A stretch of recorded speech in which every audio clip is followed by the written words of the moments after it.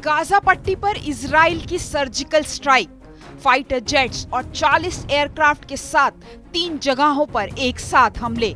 यह है फिलिस्तीन पर इजराइल का operation shield and arrow.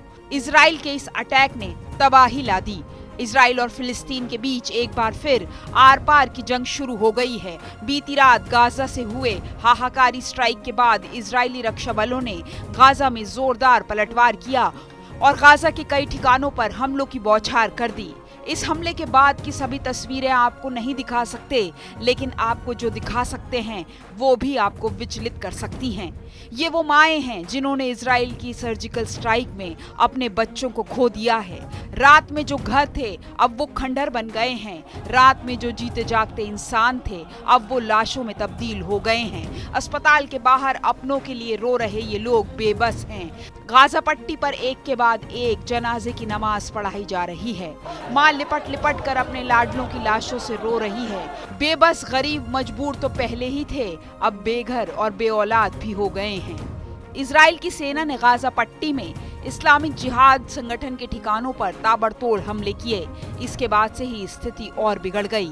Israel ने गाजा पट्टी में कुछ अलगाववादियों को निशाना बनाते हुए बड़े अटैक किए। रिपोर्ट के मुताबिक इन हवाई हमलों में इस्लामिक जिहाद के 3 कमांडरों सहित कम से कम 21 फिलिस्तीनी मारे गए हैं। इजराइल को हमलों का अंजाम पता था, इसीलिए अटैक से पहले इलाके के 40 किलोमीटर के एरिया में रहने वाले इजरायलियों को बॉम्बर शेल्स में भेज दिया गया। दरअसल इजरायली सेना गाजा पट्टी में लगातार फिलिस्तीनी इस्लामिक जिहाद आंदोलन पर कार्रवाई कर रही है। गाजा पट्टी की तरफ से इजराइल के ऊपर सैकड़ों मिसाइल दागी गईं और इन हमलों के बाद इजराइल के पीएम नेतन्याहू ने बयान जारी किया।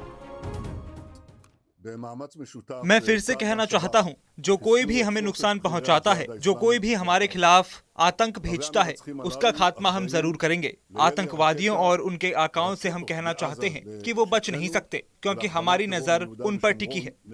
इजराइल डिफेंस फोर्सेस ने दावा किया है कि गाजा की तरफ से इजराइल पर 300 रॉकेट दागे गए थे। इजराइल सरकार ने हमास को चेतावनी दी है कि अगर उसने इन हमलों में साथ दिया तो अंजाम बुरा होगा।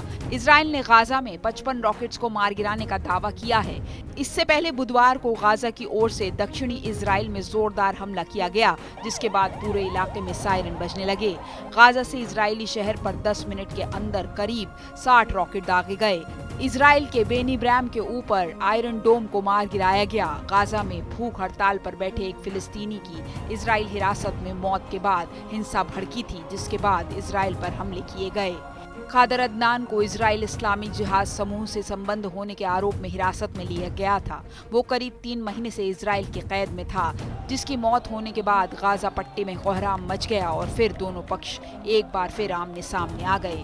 फिलिस्तीनी इस्लामिक जिहाद संगठन को 1981 में बनाया गया था। इसकी शुरुआत मिस्र में पढ़ने वाले फिलिस्तीनी लड़कों ने की थी। ये वेस्ट बैंक, गाजा और इजराइल के कब्जे वाले इलाकों में फिलिस्तीन का कब्जा चाहते हैं। इजराइल इस संगठन को ईरान का साथी बताता है, जो इजराइल को तबाह कर देना चाहता है। इस्लामिक जिहाद संगठन फिलिस्तीन को आजादी दिलाने वाले दूसरे बड़े संगठनों की तुलना में छोटा है। इसे ईरान से फंडिंग मिलती है।